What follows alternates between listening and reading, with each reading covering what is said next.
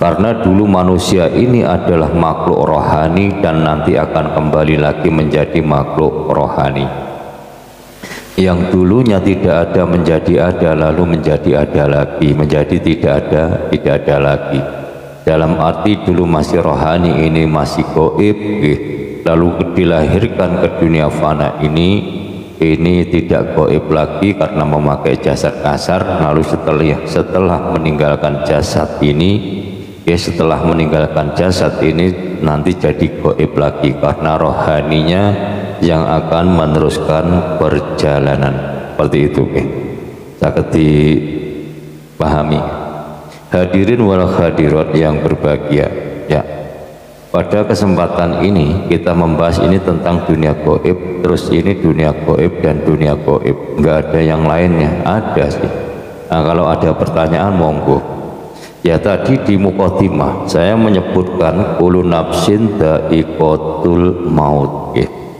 Kullu nafsin dha'iqatul maut. Setiap yang bernapas mengalami kematian. Ini setiap yang bernapas. Nah, sing bernapas niku sinten mawon. Di alam semesta ini yang bernapas ini cuma tiga makhluk. Dalam arti tiga makhluk ini tiga golongan. Ya, tiga golongan, yaitu apa nggih? Yaitu golongane manusa, golongane kewan, tumbuhan, golongane manusa, golongane kewan dan golongane tumbuhan. Niki yang bernapas sehingga mengalami kematian. Dan kita yang kita bahas ini tentang manusia, kita nggak usah bahas apa nggih hewan sama tumbuhan.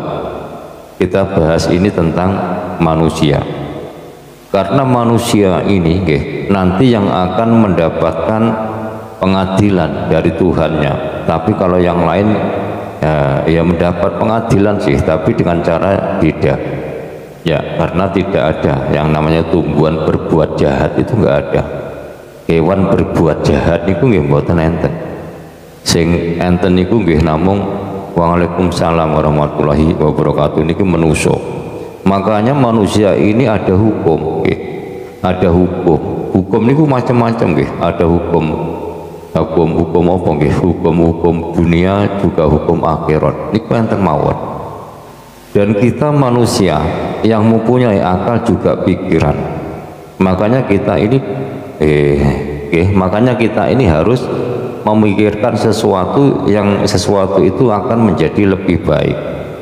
Nek urip niku gak ningkat, dalam arti gak ningkat dari segi rohaninya. Rohani ini identik dengan apa nggih? Identik dengan gaib. Karena apa? Karena rohani ini juga nggak kelihatan oleh mata. Ya, tadi saya bilang kullu nafsin dha'iqatul maut, setiap yang bernapas ini mengalami kematian. Tapi ini manusia nggih. Manusia niku ya bernapas, makanya juga mengalami kematian. Ini tidak mati tapi mengalami mati. Mati sama mengalami kematian. Ya, kematian sama mengalami kematian ini beda. Kalau mati ini terus mati nggak ada, selanjutnya itu nggak ada. Tapi ini mengalami kematian. Mengalami kematian nanti terusnya ini ada. Ya, seperti suatu contohnya gini, ketika ada orang mengalami kecelakaan, ya, mengalami kecelakaan. Nek mengalami kecelakaan berarti ini orang ini kan masih hidup,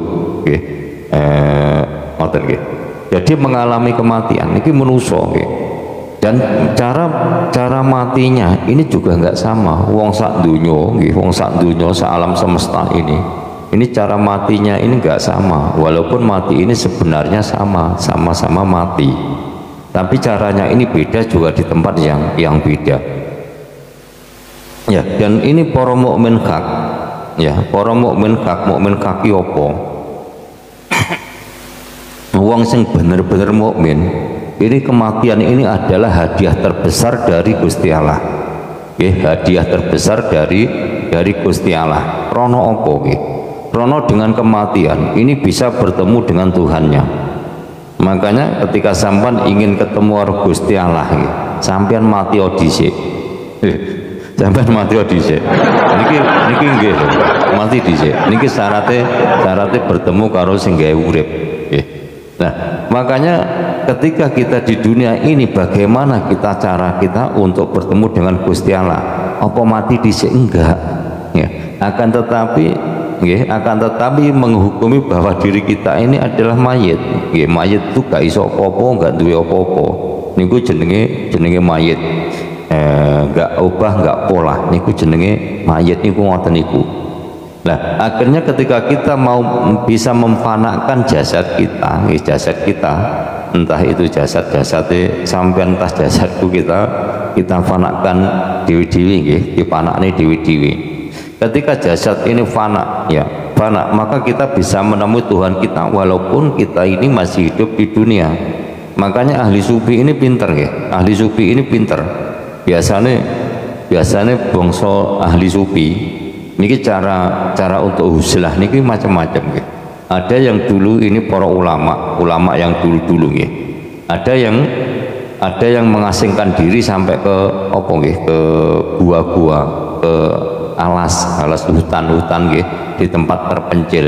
Itu supaya apa? Supaya huslahnya itu mudah, supaya bisa fokus nggih. Supaya bisa fokus, nanti kalau fokus bisa bertemu dengan Tuhannya. Semua huslah itu niatnya podo, pengen ketemu karo Gusti Allah. Tapi kita juga harus paham gitu. Untuk bertemu dengan Gusti Allah, dengan Tuhan kita ini nggak mudah. Karena apa? Karena banyak gangguan-gangguan bangsa iblis gitu. Nah, iblis ini sifatnya pengganggu ini nggak oleh dipegeli nggak oleh dibenci. Ini jenenge iblis kok. Makanya kita manusia ini jangan suka mengganggu. Selain suka mengganggu kok ya padha karo iblis. Rugi ngoten nggih. Hadirin wal hadirat, kita lanjutkan nggih. Jadi ketika mengalami kematian ini yang disebut dengan apa nggih? Dengan barzah atau lepasnya nyawa dengan jasad. Ini yang disebut dengan barzah. Banyak di sini nggih. Banyak di sini didalilkan juga ada nggih. Sapa wonge ning akhir hayat nggih. Ning akhir hayate iso maca kalimat la ilaha illallah, dimasukne swarga kalian Gusti Allah. Kamu tahu krungu napa mboten niki? Dimasukne swarga karo Gusti Allah. Ya kok menyuk. Makanya ini banyak digunakan oleh orang-orang nggih.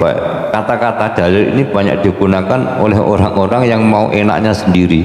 Dalam arti orang-orang yang enggak tanggung jawab. Akhirnya kon ngibadah unine piye? Unine nggih. Aku ngibadah sok jare Gusti Allah. Neng akhir hayat maca kalimat la ilaha illallah masuk swarga. Akhirnya dipergunakan orang-orang yang seperti itu. Tapi gak apa-apa, ya memang ya urusannya itu.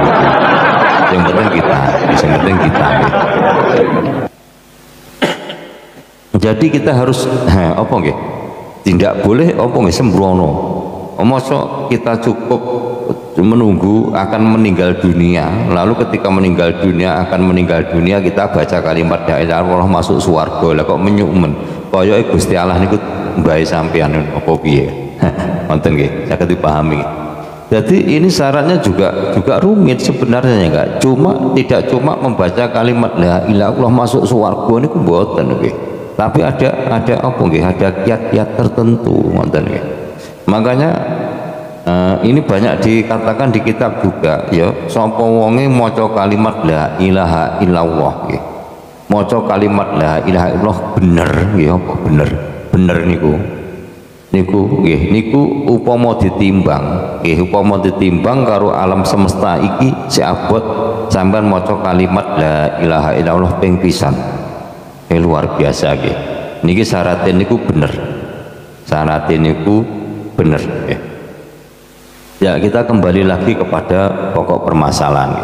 Dan ketika mengalami kematian ini proses lepasnya jasad dengan roh, jasad dengan roh ini luar biasa. Bahkan Rasulullah ini mengatakan ketika dicabut malaikat Israel ini sakitnya ini tidak ada bandingi, gak ono bandingi blas. Krono apa? Krono malaikat Israel niku kejam nggih. Sopo wae niku ya dicabut, gak mikir kowe iki kiai, gak mikir kuwi presiden ini gak mikir wis los jenenge malaikat Israil niku los nggih. Lah kejadiane piye kejadiane kok iso ngono kuwi man. Lah Israil ini kan cuma satu nggih. Tapi kok iso nyabut nyawane wong sak donya niku carane piye? Niki urusane nyawa nggih. Urusane nyawa bukan hanya urusan nyawa manusia ning Israil niki. Tapi nyawa tadi yang saya sebutkan kullu nafsin dha'iqatul maut. Setiap yang bernapas mengalami kematian, ada hewan juga ada tumbuhan. Ini nyawanya juga yang nyabut ini juga sama, juga Israil. Nah, sampean dicabut Israil, tapi ojo sik urung ngopi karo aku. Oleh ngopi karo aku. Lah sebenarnya ini Israil ini gimana sih Israil ini? Oh, satu kok, ya, satu malaikat tapi bisa mencabut nyawa seluruh umat. Ini luar biasa ya. Bahkan sekarang ini di Israel perang, banyak orang meninggal dunia, di Palestina banyak orang meninggal dunia, Ukraina juga gitu, di Indonesia sendiri juga banyak orang meninggal dunia. Apa Melayu rono Melayu rene Israel lap sampai ke Amerika, lap ke Inggris, lap ke Israel ngoten mboten. Jadi sama ngeten nggih. Maksudnya niki sama, namanya air nggih. Air itu cuma satu, air nggih. Niku sami mawon. Keberadaan Gusti Allah niku nggih sami. Air, sampean ngerti air banyu nggih. Air niku cuma satu. Air ya air. Di Medan juga air, di Sumatera, di Kalimantan juga air, di Tulungagung niku ya jenenge ya Panggah Banyu. Mung siji nggih. Ya, mung siji, tapi di mana-mana ini ada.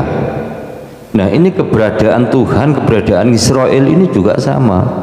Tuhan itu cuma satu, ya. Tapi di mana-mana, di Medan ya ada, ning Jawa ya ana, ning Tulungagung ya ada. Ya seperti itu sama. Makanya fa inama tuwallu fasama wajhullah. Dimanapun kamu menghadap, disitulah wajah Gusti Allah, gitu. Lah ini wajah Gusti Allah. Makanya ya, dimanapun kita menghadap, di situ wajah Gusti Allah. Ini bagi orang-orang yang mampu menghukumi itu loh. Tapi banyak sih gandol. Apa gandol niku? Maksudnya gandol niku gak ngerti. Biasanya Gusti Allah ini ku hilang, tapi yang ada ini cuma makhluk, gitu. Contohnya ketika sampean makan bakso, pentole enak di Gusti Allah ya ora ono, gitu. Ora ono gandol niku jenenge. Lah cara mbeleh pitik ngono bismillahirrahmanirrahim ya, mbeleh pitik ini ku dongane niku ketinggalan contohnya ngoten. Nah niku nggih. Nah kita lanjutkan dulu ini tentang perjalanan rohani. Perjalanan rohani ketika meninggalkan jasad. Ini banyak sebenarnya yang mengulas seperti ini nggih. Tapi ini saya beda karena saya dengan pengalaman, bukan hanya cuma dalil nggih, tapi dengan pengalaman sudah saya ceritakan apa yang memang sudah saya alami. Jadi gini, ini saya mau bercerita dulu. Dulu saya pernah diundang orang, diundang orang ini kira-kira rumahnya dari tempat saya ini sekitar 50 km. Perjalanan itu 1,5 jam. Saya dijemput ya, pada waktu saya dijemput ya, pagi-pagi setelah sholat subuh ini sudah nyampe rumah ini gitu. Akhirnya saya tanya, ada apa sih mas, jam ini kok sudah nyampe sini? Akhirnya dia bilang, pamanku sakit, katanya pamannya sakit. Ya, terus sampean inginnya gimana? Nah, akhirnya saya memang diajak pulang ke pamannya itu. Perjalanannya ini sampai 1,5 jam, diajak pulang. Akhirnya saya nyampe di rumahnya juga. Ya setelah saya nyampe di rumahnya, saya nggak masuk ke dalam rumah, walaupun tuan rumah ini mempersilahkan, bahkan saya dipegang tangan saya untuk dibawa ke dalam rumah. Tapi saya nggak mau pada waktu itu. Saya masih bertahan di halaman rumah. Saya bertahan di halaman rumah sambil menikmati indahnya merokok. Indahnya merokok. Ya, ketika saya rokokan di situ, ternyata rohnya orang yang sakit itu keluar. Karena saya nggak mau masuk, memang sudah dihadang oleh roh roh orang yang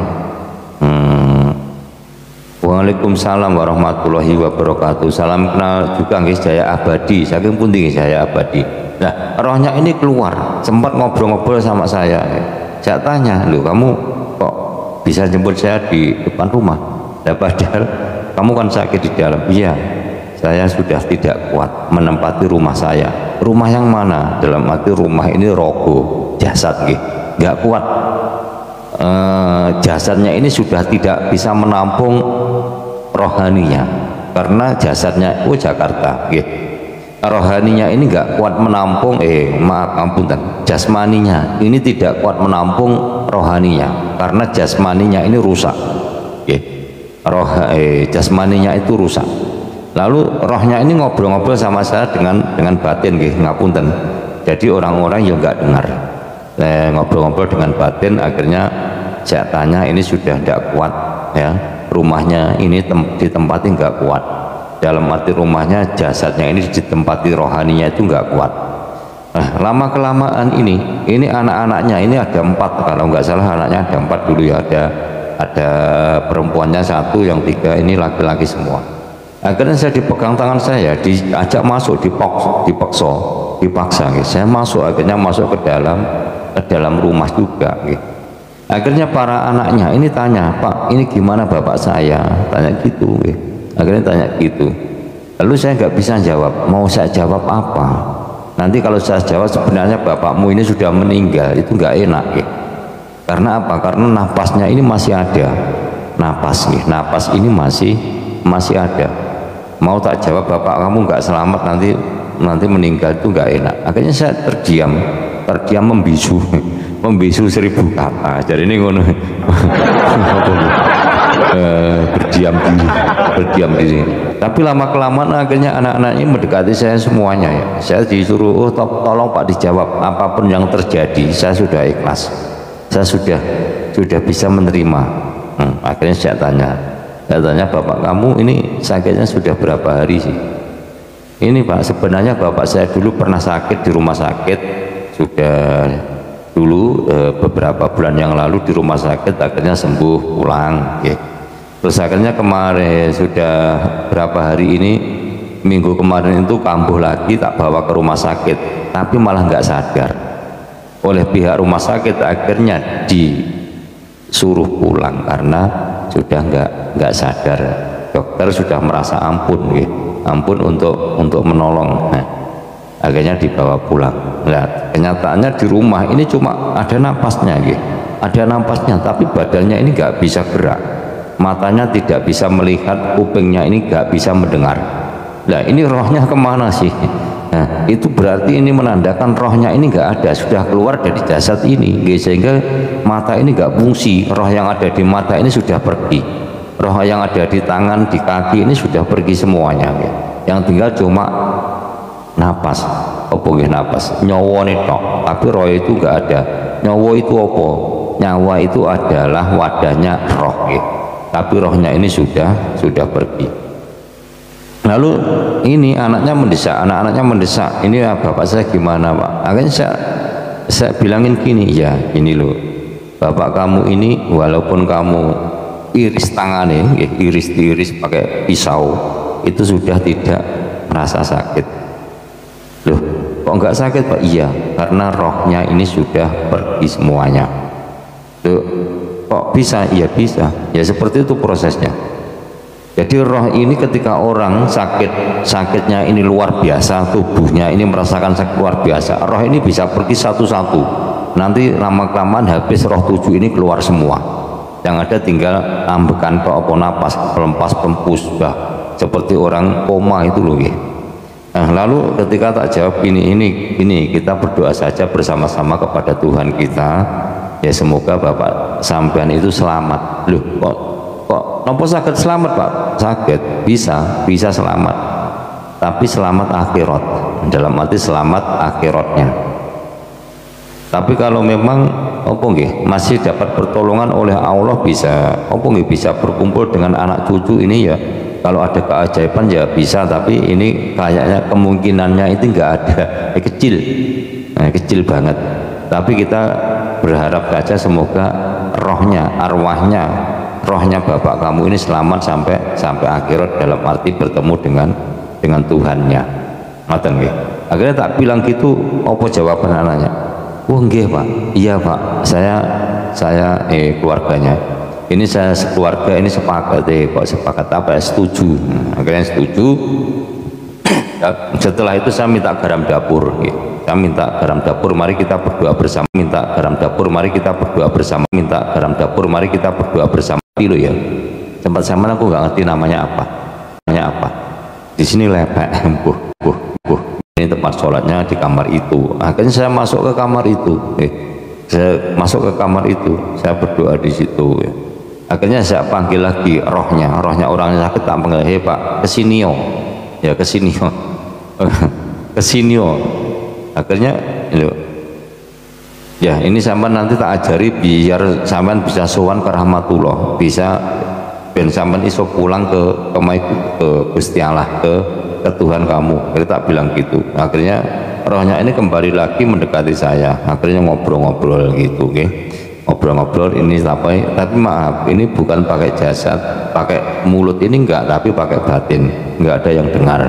Tapi ya akhirnya orang tuanya orang-orang itu tak kasih tahu ini caranya untuk nanti supaya sampean bisa pulang ke rahmatullah, karena hadiah terbesar bagi orang mukmin ini adalah kematian, karena dengan kematian bisa bertemu dengan Tuhannya. Ini ngapunten, ini ada adzan, kita break dulu nggih.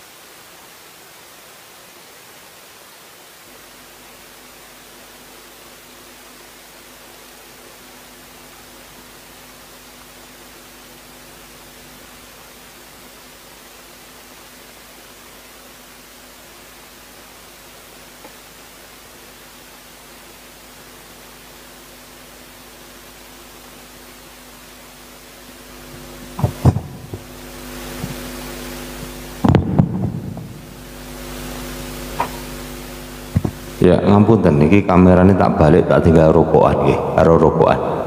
Ya, jadi kita lanjutkan nggih. Setelah rohnya orang yang sakit itu tak panggil, ya akhirnya tak ajak ngobrol-ngobrol gitu. Ya Bapak nanti ini aja, Bapak pulang besok aja, dalam arti pulang ke Tuhan ya, pulang ke rahmatullah, memenuhi panggilan Tuhan besok aja. Nanti tak ajari supaya sampean, supaya kamu ini bisa pulang ke rahmatullah, ini dengan selamat.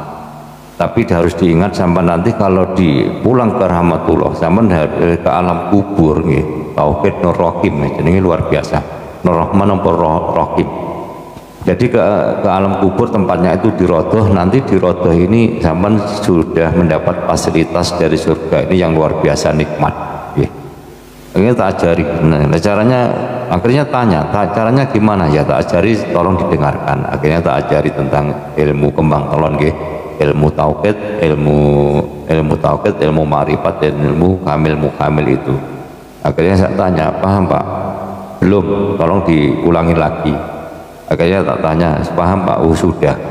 Oh kalau sudah berarti besok Bapak bisa pulang. Tapi setelah tak ajari gitu paham, dia berterima kasih. Rohnya ini berterima kasih sama saya ini maaf ya, ini bukan ngomong kopot tapi kejadiannya memang seperti itu ya. Tapi kita harus paham untuk kita berinteraksi dengan roh orang yang mau meninggal, baik yang mau meninggal maupun yang sudah meninggal, kita pakai yang namanya roh juga, tidak pakai jasad, tidak pakai lambi. Ketika saya kasih ilmunya, akhirnya berterima kasih, senengnya banget, seneng luar biasa. Karena apa? Karena sudah bisa dirasakan bertemu karo Gusti Allah ternyata indah. Indah bahagianya ini tidak ada tanding. Tapi saya bilang pulangnya besok aja Pak, jangan sekarang ya. Akhirnya setelah saya keluar dari kamar sholatan itu saya menemui anak-anaknya. Lah bapaknya ini ternyata mati beneran dalam arti apa? Pulang beneran, mati beneran dalam arti memang ambekan, napasnya yang ada di tubuh ini juga hilang. Wow, akhirnya saya masuk ke dalam kamar sholatan lagi, tak panggil lah geranya, Pak, sampai ini memang gua hancur ada sampai ini. Namun tak kon pulang besoknya kok pulang saiki. Yo sepurone anu Pak, aku wis muarem gitu. Roy bilang gitu ya wis. Tapi akhirnya saya yang opo nggih soro, yang seharusnya saya bisa langsung diantar pulang, kenyataannya malah opo nggih. Akhirnya dadak taksiah, dadak ngurusi mayit. Ini repot. Kira sing kurang ajar diwarai, akhirnya apa ya? Diajari enak, akhirnya bablas tak suruh besok pulangnya besok hari besoknya, tapi kenyataan langsung pulang. Akhirnya saya ini yang repot ya, jadi ikut ngurusi mayatnya. Jadi seperti itu. Termasuk itu ya. Makanya jangan diheran ketika ini di Jawa ini ada adat ini luar biasa. Ketika ada orang meninggal, ini syaratnya ini syaratnya para ulama mbiyen itu juga ditulis di dalam kitab di fikih juga ada. Syaratnya rohnya ini diampuni oleh Gusti Allah. Ini dibacakan kalimat apa nih? Dibacakan surat Ikhlas ini 100.000 kali. Ini luar biasa loh ya.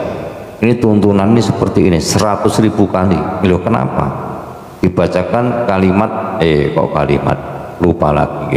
Dibacakan surat Ikhlas. Ikhlas ini maknanya apa sih ikhlas? Ya. Karena dengan dibacakan ikhlas ini semuanya ini sudah tidak ada. Yang ada cuma Allah saja, itu loh maksudnya.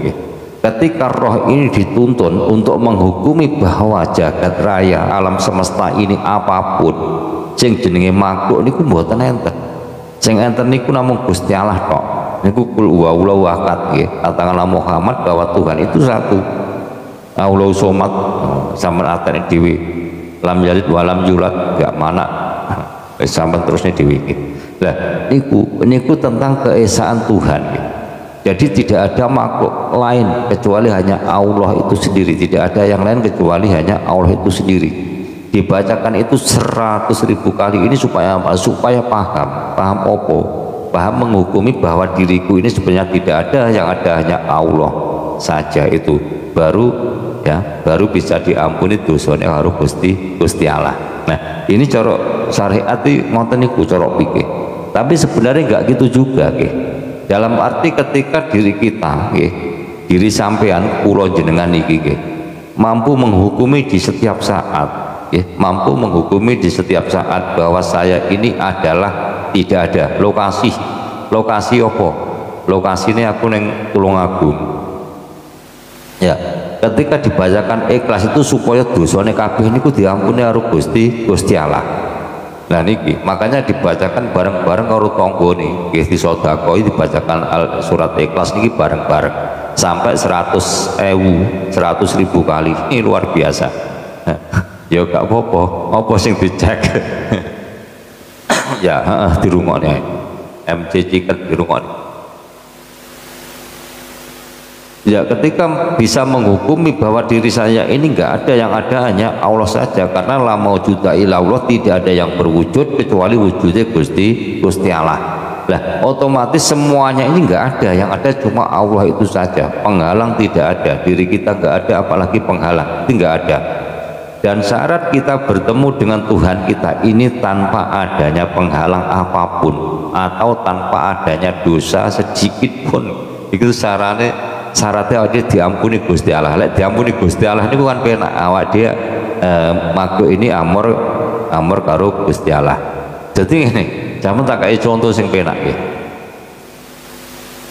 Nah, ini syaratnya untuk bisa bertemu dengan Gusti Allah ini kita harus mempunyai ilmu tauhid, kita harus bertauhid, mempunyai ilmu makrifat, kita harus bermakrifat, mempunyai ilmu kamil mukamil, kita harus berkamil mukamil baru bisa bertemu dengan Tuhan kita. Ini pakem ya. Makanya itu semua bisa kita rasakan di dalam hati kita masing-masing. Syaratnya kita harus belajar, harus ngaji ya, tentang sifat asma af'al ya, diperinci semuanya ya. Ini baru bisa kita nanti merasakan di dalam diri kita masing-masing. Nah, ketika kita mampu untuk itu ya, untuk bertauhid, untuk bermakrifat, untuk berhakikat ya. Nah, ini orang-orang yang seperti itu orang-orang yang lulus ujian dalam arti ngewat sirotol mustaqim niku lulus nggih, ngewat sirotol mustaqim niku lulus. Krono nopo? Krono sirotol mustaqim ini adalah jembatan nggih, jembatan harus menyeberang. Nek nyebrang ini ku gak ceblok nggih, gak lubur gak apa, gak ceblok, gak jatuh niku dinamakan lulus, dalam arti gak mendapatkan hambatan sama sekali. Nah, pada sirotol mustaqim ini lek wong Jawa nggih, niku wong Jawa niku ngomong nih rambut pinoro pitu. Rambutnya sampean iki gedene sak pira nggih. Nek dipara pitu niku dadine sak pira. Niku sampean pahami nggih. Rambut pinoro pitu. Wis rambut cilik-cilik sik dibagi pitung bagian. Terus sampean kabeh niku kon liwat rambut sing dipara pitu kuwi. Kira-kira mungkin gak? Niku mesti gak mungkin nggih. Maksudnya hukum enggak seperti itu ternyata nggih. Ternyata maksudnya hukum seperti itu nggih. Sanepan sing koyok ngono kuwi mang. Ibaratnya rambut pinoro pitu. Niku ternyata memang hukum-hukum yang ada di dunia, di alam semesta ini sangatlah rumit nggih. Contohnya rumit nggih. Contohnya rumit awake dhewe mikir pikih mawon nggih. Contohnya pikih niki tentang faraid. Faraid apa pembagian harta waris. Niku wis rumit nggih. Apalagi hukum-hukum yang lain, hukum-hukum yang lain yang kelihatannya bagus ternyata nggak bagus, ternyata nggak bagus. Tadi malam aku ngomong-ngomong sama teman saya ini ada MPC ini. Contohnya ngeten, ketika ada seseorang ini punya tujuan, bahkan diomongin wong. Aku berdoa kepada Tuhanku, muga-muga tahun ngarep aku iso nyantuni setiap hari ini iso ngingoni anak yatim 100 anak yatim. Nah, ini juga berbahaya loh guys. Karena apa? Karena dengan punya niat begitu ini berarti mendoakan ada anak 100 ini jadi yatim. Makanya ini hukum ini rumit banget. Makanya kita harus paham itu semua. Ngoten nggih. Biar kita paham. Nah, syaratnya kita nanti roh kita ini suwane karo Gusti Allah niki mulus nggih. Apa mulus? Gak menemui hambatan, gak diadang hambatan nggih. Niki kudu resik betul, kudu bersih betul. Dalam arti bersih ini penghalang ini memang gak ada. Kalau ada penghalang sedikit pun ini akan ngebot-ngeboti wong sowan karo Gusti Allah nggih. Contohnya ngeten nggih. Kita praktekkan ketika kita di dunia seperti ini. Kita praktekkan mawon nggih. Contohnya ngeten, sampean banyak pikiran itu ibaratnya penghalang ya. Sampean banyak pikiran lah, pas ketika sampean wirid utawa dzikir niku fokus niku sulit nggih napa mboten. Niku contohnya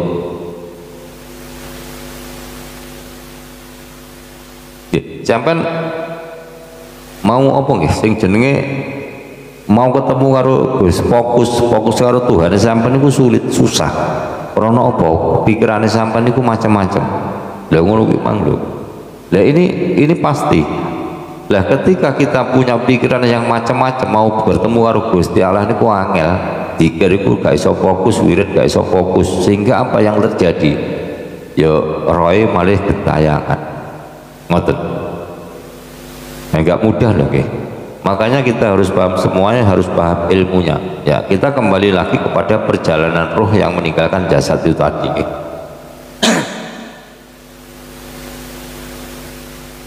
Ya, ketika rohani ini meninggalkan jasad kita ini rohani meninggalkan jasad itu yang disebut dengan mengalami kematian. Jasad ini ditinggal karo sing jenenge roh. Akhirnya jasad itu kan gak iso apa-apa, ya ora iso apa-apa, ya ora duweni apa-apa niku jasad. Apa meneh kok duwe mobil kaduan. Bukti ini ketika jasad ini ditinggal rohani, ya dipendem, dikelekne kali juga protes, dibakar, bahkan di Bali kono, di Bali, di kota Bali ini dibakar juga protes, dikubur di dalam tanah ya gak protes. Ini menandakan roh ini gak punya apa-apa, juga tidak bisa melakukan apa-apa. Ngoten, sangat paham ya? Dan yang bisa melakukan apapun, yang memiliki apa-apa ini adalah rohani kamu. Ngoten. Ya, sehingga perjalanan roh ini ketika tidak ada penghalang ini mulus bisa bertemu dengan Tuhannya. Maka orang-orang ketika ada orang meninggal dunia ini mendoakan semoga arwahnya diterima di sisinya. Nya siapanya? Allah. Semoga diterima, semoga bila bisa pulang ke rahmatullah. Ini bisa pulang ke rahmatullah, ini doa-doa orang yang makrifat sebenarnya. Doa orang-orang yang makrifat, yang hakikat. Tapi kalau orang-orang umum, ya ini umumnya ya memang semoga diterima di sisinya, ditompo karo Gusti Allah. Ning lek wong arif, wong bijaksana, wong hakikat, ini bisa pulang dhewe, gak usah ditompo tapi pulang dhewe. Ngoten nggih.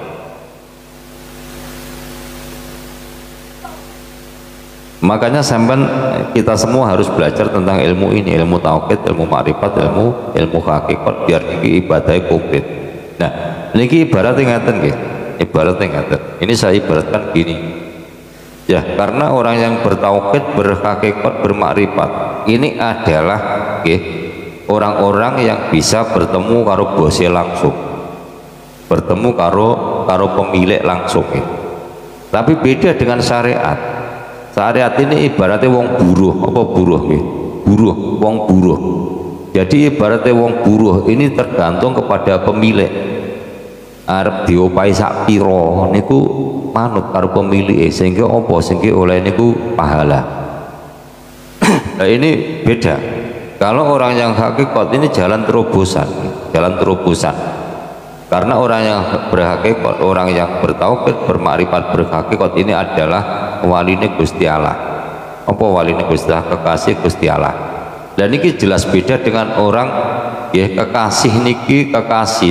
kekasih ini jelas beda dengan orang lain itu beda gitu. Nek kekasih niku pasti di nak pasti diistimewakan. Lah contohnya ngaten, contohnya kula niki. Kalau ibaratnya ini pemilik rumah ini, Nah, setiap hari di rumah ini banyak orang bertamu di sini, entah itu bertamu cuma sekedar ngopi, entah itu ada keperluan lain. Nah, ketepatan di rumah saya ini kan karena tidak ada tempat duduk kursi, contohnya, nggak ada kursi, tak beberi sing jenenge karpet, karpet mahal. Contohnya ngoten, ini contoh mawon. Karpet mahal ini nanti tahu sampean perbedaannya syariat sama orang yang hakikat itu tahu. Ya, ketika saya beberi tak beberi sing jenenge apa nggih? Sing jenenge karpet sing apik, akhirnya regane kan mahal. Nah, akhirnya sing namanya tamu ini kadang kan ada yang merokok, ada yang bawa anak kecil, kadang ada yang merokok, kadang ada yang bawa anak kecil, bahkan anak kecilnya kadang ngompol di karpet udah dadi yo piye. Ada yang merokok genine niku ceblok, akhirnya ngenai karpetnya bolong, kan macam-macam. Akhirnya saya membuat aturan di depan pintu, tak tulisi masuk rumah ini tidak boleh membawa anak kecil, tidak boleh rokokan. Kita pasang di depan rumah. Nah, aturan ini yang disebut dengan syariat, itu loh ya. Aturan itu yang disebut dengan syariat. Nah, sopo sing melanggar syariat, melanggar aturan ini kena hukuman. Gitu, sing melanggar syariat ini kena hukuman.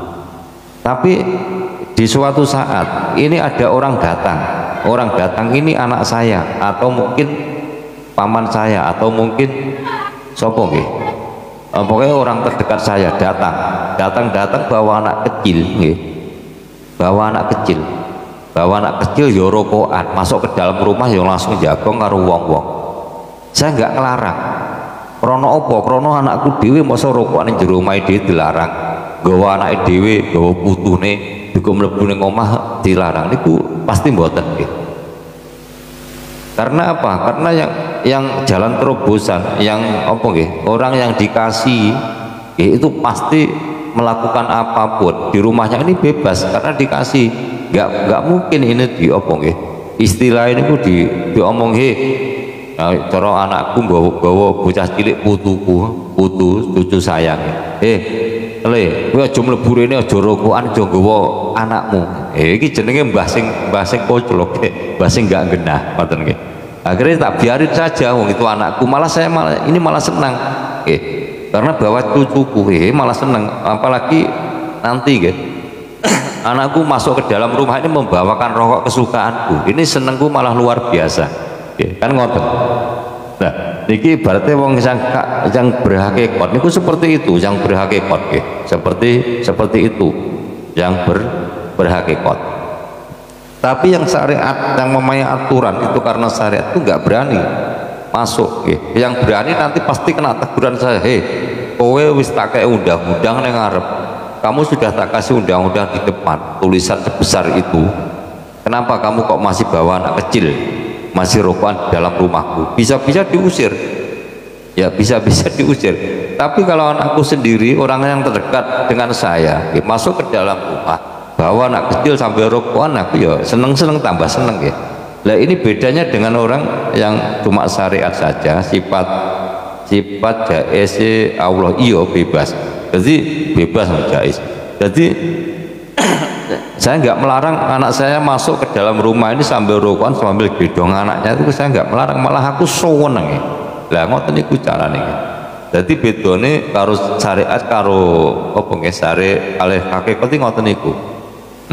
Lah sampean karek pilih yang mana? Pilih selalu bersama dengan Tuhan sampean, dengan pemilik sampean, atau cuma sampean mengharap pahala yang nggak jelas. Ngoten nggih. Niku ngoten.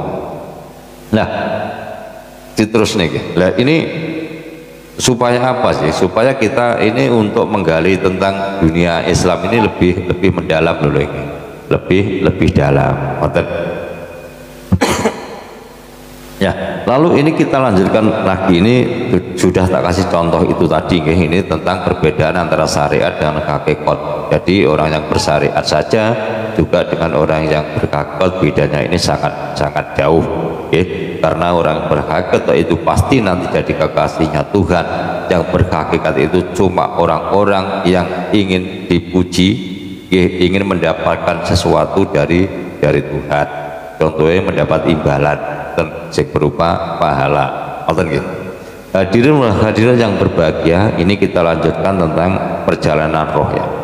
Jadi roh ini ketika meninggalkan jasad, ini ketika lepasnya ini disebut dengan barzah. Yang orang banyak yang menyebutnya adalah alam barzah gak popo, tapi itu yang disebut dengan barzah itu adalah lepas. Nah, proses lepasnya antara nyawa karo rohku niku sing disebut dengan barzah. Nah, lalu seharusnya roh ini perginya kemana sih? Perginya ya ke rahmatullah. Apa ke rahmatullah? Ke alam kubur, ngoten nggih. Lah alam kubur.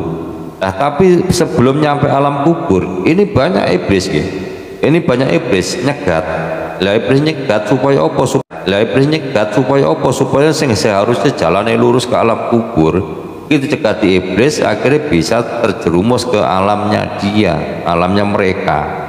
Sehingga apa? Nanti ketika dia ke alamnya mereka bangsa iblis, nanti bisa diajak iblis ke neraka, ke neraka. Ya, ini pasti.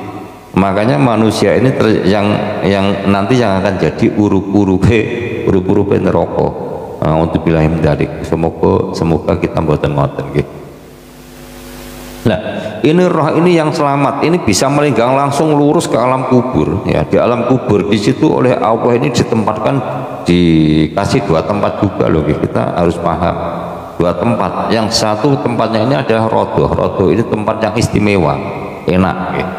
Tempat yang istimewa. Di situ tidak ada siksa, istilahnya nggak ada siksa, nggak ada apapun. Tapi fasilitas yang istimewa dari Allah sudah ada di rodoh itu.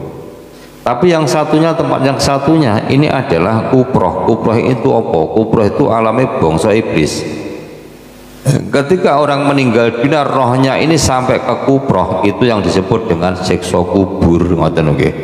Siksa kubur itu nggak enak, tempatnya nggak enak. Krono apa? Krono serba dengan api. Nah, sedangkan manusia ini didominasi oleh air. Kalau air kecil masuk ke dalam api besar ini pasti gak kuat gitu, akhirnya sakitnya luar biasa.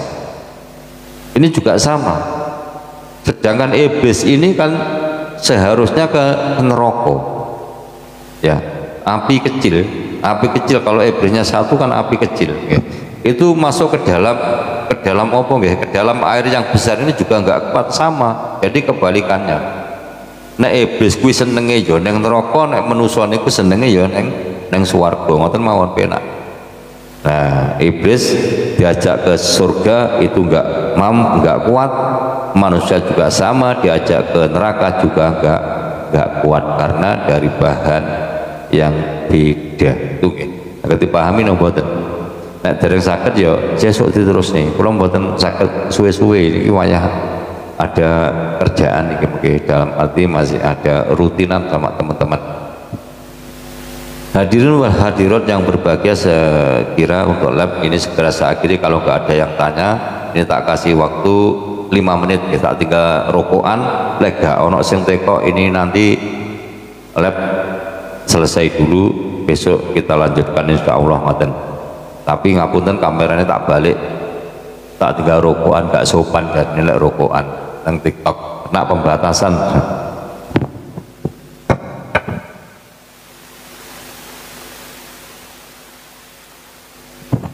Nah, itu sambil melihat anakku joget-joget.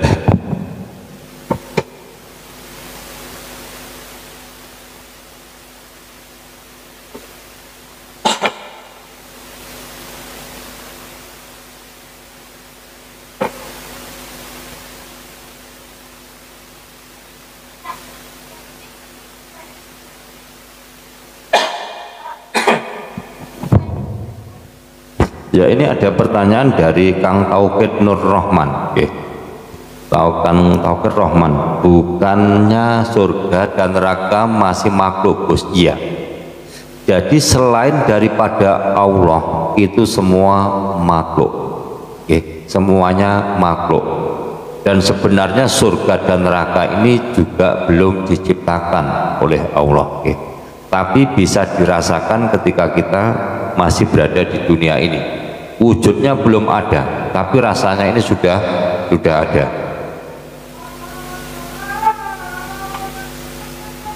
Ampun, dan ini ganti musola sebelah yang ada ini, banyak musola, banyak dekat masjid, dekat musola. Ini silahkan yang mau tanya-tanya mawon gitu.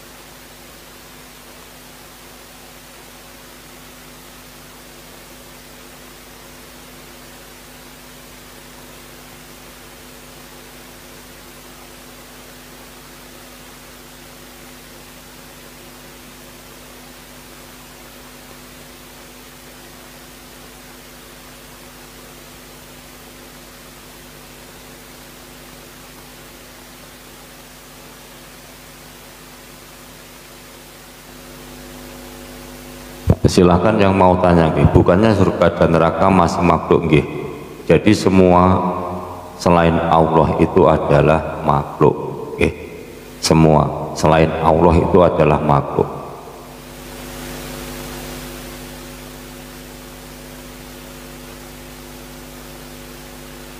Silahkan yang mau ditanyakan nggih, tanyakan mawon nggih. Boten napa-napa kok kita musyawarah, sifatnya kita musyawarah nggih. Biar enak.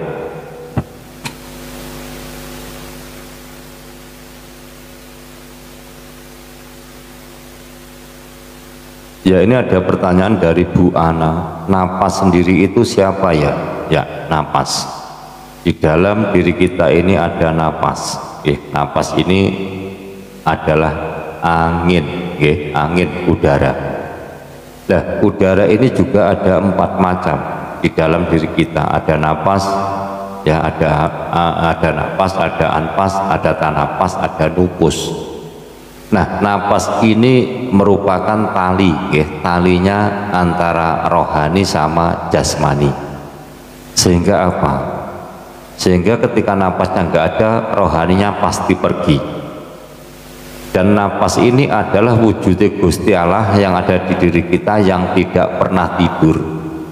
Makanya ketika ada orang bicara Allah itu nggak tidur, iya, yaitu ya napas itu, napas di dalam diri sampean itu nggak pernah tidur. Walaupun sampean tidur itu ngorok, walaupun sampean tidur itu bermimpi indah atau bermimpi jelek, ini napasnya tetap ada. Karena napas ini yang menjadi talinya, pengikatnya antara rohani sama jasmani, itu yang disebut dengan napas. Dan napas itu juga dibagi dengan 4 itu tadi, ya, napas, anpas, tanapas, napas, tanapas, anpas, nupus. Nupus ini berada di dalam angin yang berada di udara yang berada di dalam hati kita. Itu yang namanya nupus. Ada pertanyaan lagi, monggo. Akhirnya Adam sama Hawa, ya. Adam ini kan nggak ada, maksudnya Adam ini maknanya tidak ada, itu Adam. Hawa itu udara.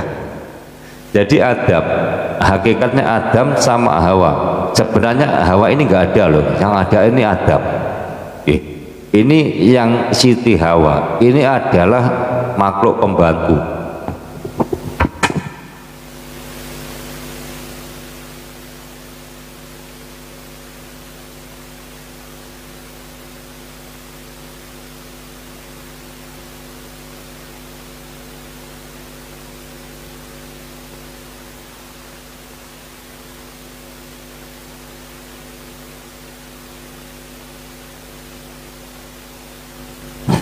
Kita kembali, Adam ini yang ada ini Adam ada tapi tidak ada. Karena apa? Karena makhluk. Adam ini kan makhluk, jadi tidak ada.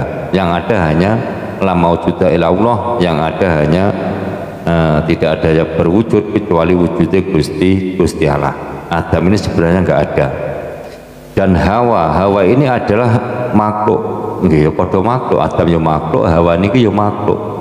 Tapi kalau kita tarik dari atas, ya, dat sifat asmo, ya, Adam ini asmo, asma itu apa? Asma itu nama, ya. Jadi Adam ini adalah nama Adam. Ini bukan kita membicarakan wujud Nabi Adam loh, tapi Adam yang sebenarnya. Adam ini adalah nama, zat, sifat. Zat itu Allah itu sendiri, sifat itu Nur Muhammad, Adam itu asma, afngal itu adalah penggawi. Apa penggawi? Penggawi. Jadi kejadian seperti di alam semesta ini adalah afngalullah. Terus asma, semua nama, baik itu nama apapun yang ada di alam semesta ini, namanya Allah itu sendiri. Kalau orang biasanya, kalau orang mempelajari biasanya kan asmaul husna, asma jeneng sing apik, jeneng sing apik Gusti Allah niku kan cuma ada 99 plus 1 Allah itu sendiri. Jadi sebenarnya semua nama itu adalah namanya Allah itu sendiri, gak ada yang lain. Itu yang disebut dengan Adam seperti itu. Saged dipahami napa dereng?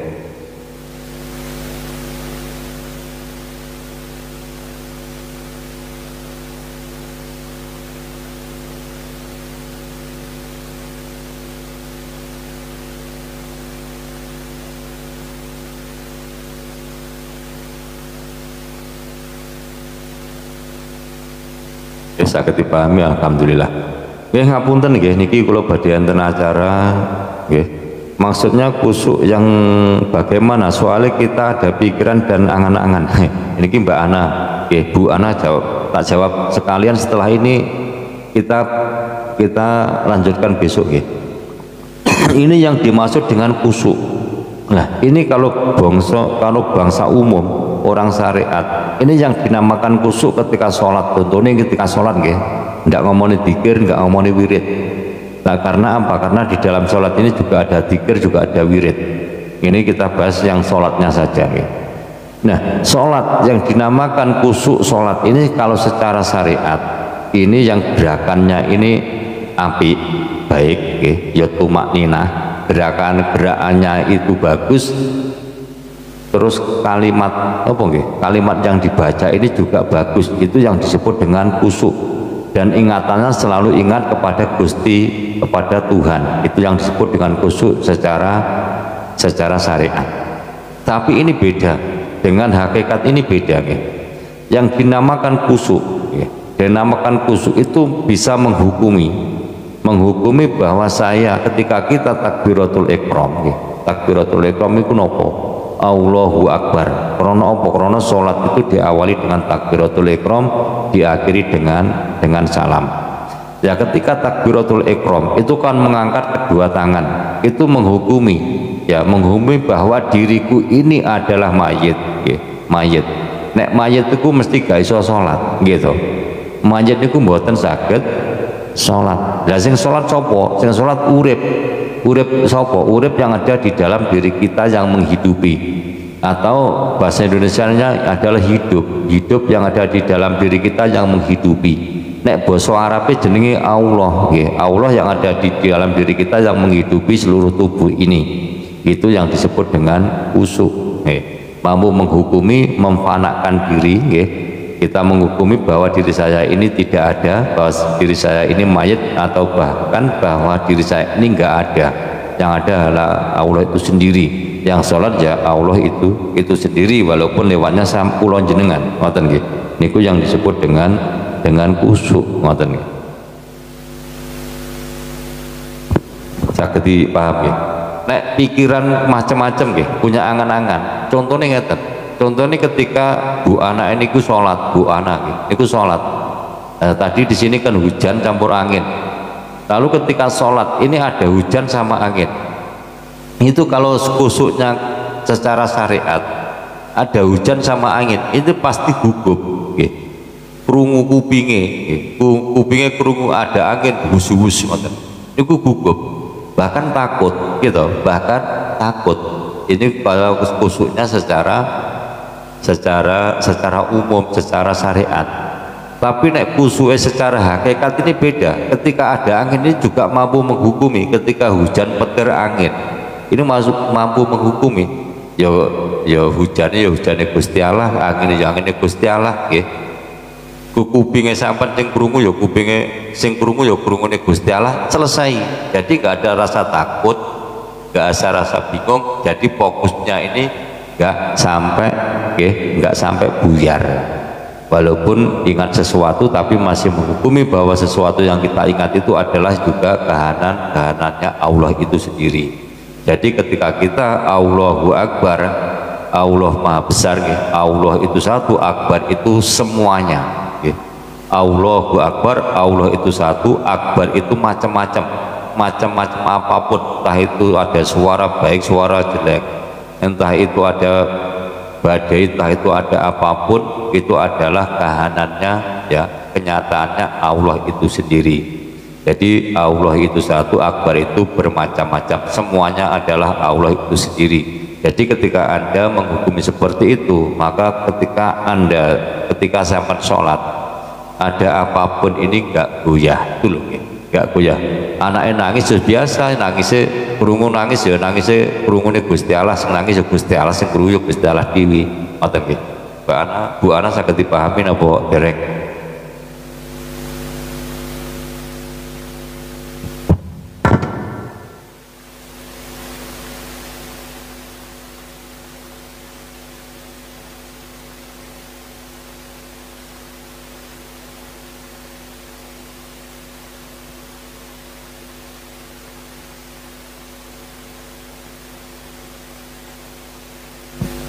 Ya alhamdulillah kita sakit paham.